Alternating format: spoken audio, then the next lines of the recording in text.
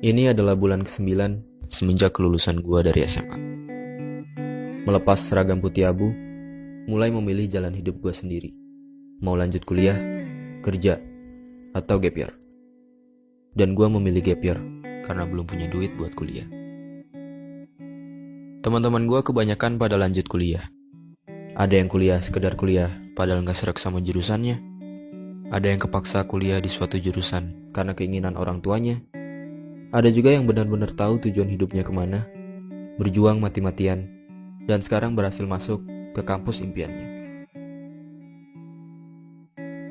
Sebagian teman gue yang lain ada yang milih kerja. Ada yang sekarang udah kerja di bank, tiap hari snapgramnya ngitungin duit orang. Ada yang gak sengaja ketemu di minimarket, rupanya sekarang dia jadi pelayan tokonya. Ada juga teman-teman gue yang memilih jadi abdi negara, dan sekarang kalau kemana-mana, mereka pakai seragam yang keren-keren. Sementara itu gue yang menunda kuliah, di tengah jalan mulai berpikir, apakah gue gak sebaiknya nyari kerjaan tetap aja? Karena menunda kuliah ternyata gak semudah yang dibayangkan. Gue harus siap menerima paradigma orang-orang ketika menjawab pertanyaan, sekarang kuliah di mana? Gue juga harus siap menahan rasa kecewa ketika melihat orang-orang yang lebih berhasil daripada gue. Gue harus tetap optimis kalau gue bisa kuliah, walaupun kenyataannya keluarga gue lagi susah. Dan gue harus tetap belajar, walaupun rasanya gue mau nangis. Melihat kedua orang tua yang masih bekerja di usia senja, demi mewujudkan cita-cita anaknya. Akhirnya yang gue lakukan adalah belajar sambil kerja. Kerja apa aja yang gue bisa. Gue bisa ngedit video, gue manfaatin buat ikutan lomba-lomba video di internet. Gue bikin video-video pernikahan. Gue juga jadi freelancer, ngerjain tugas kuliah orang-orang. Dan dari usaha-usaha itu, gue dapat hasil yang lumayan. Ya, meskipun hasilnya gak pernah terkumpul buat biaya kuliah dan selalu habis buat kebutuhan rumah. Tapi gue bersyukur, seenggaknya letih yang orang tua gue rasakan, sekarang bebannya telah berkurang. Dan keringat yang bercucuran kini berganti dengan senyuman. Kehidupan setelah SMA membuka mata gue bahwa hidup sejatinya adalah seni memilih. Memilih mana yang mendingan. Karena pilihan apapun yang akan kita ambil, ingatlah bahwa tidak ada pilihan yang benar-benar sempurna. Mereka yang kuliah pernah bilang, enak ya, dia udah kerja, udah bisa jajan pakai duit sendiri. Mereka yang udah kerja juga pernah bilang, enak ya yang nunda kuliah, bisa nyantai-nyantai di rumah. Sedangkan mereka yang menunda kuliah bertanya-tanya, kapan ya gue bisa kuliah? Bisa gak ya gue keterima kerja?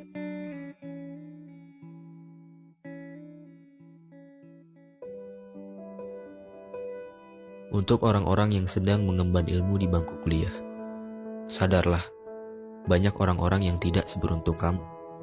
Jangan menyia-nyiakan kesempatan yang kamu dapatkan. Tetap semangat, walau jurusan atau kampus yang kamu dapat tak sesuai keinginan.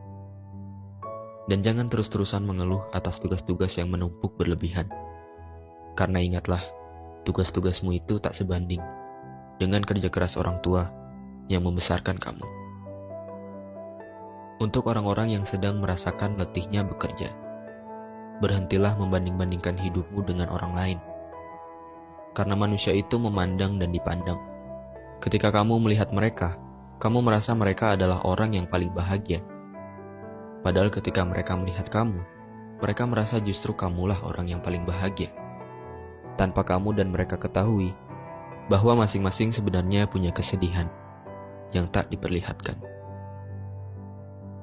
Dan untuk orang-orang yang menunda kuliah atau sedang berjuang meraih cita-citanya, pahamilah bahwa setiap orang ada masanya dan setiap masa ada orangnya. Mungkin belum waktunya kamu mendapatkan apa yang kamu inginkan. Tapi jangan menyalahkan keadaan. Ambil hikmahnya. Setidaknya sekarang kamu jadi tahu. Di saat terpuruk, siapa saja orang-orang yang tetap setia menemanimu. Siapa saja orang-orang yang terus mendukungmu. Dan siapa saja orang-orang yang peduli padamu. Teruslah melangkah. Berusaha sekeras yang kamu bisa, perbaiki semua kekuranganmu, dan jangan dengarkan apa kata orang. Karena yang menjalani hidupmu adalah kamu, yang merasakan sedih dan bahagiamu adalah kamu. Maka semuanya tergantung kamu, tergantung sudut pandangmu. Bagaimana cara kamu menyikapi setiap cobaan? Apakah dengan bersedih, berlarut-larut, atau malah bersyukur atas pelajaran yang kamu dapatkan, dan berusaha bangkit dari keterpurukan? Dan berdoalah, minta kepadanya supaya kamu cepat bertemu dengan waktu. Waktu yang tepat di saat impianmu terwujud, waktu yang indah di saat kebahagiaan menyertaimu, dan waktu yang sempurna di saat ayah dan ibu berkata, "Kami bangga padamu."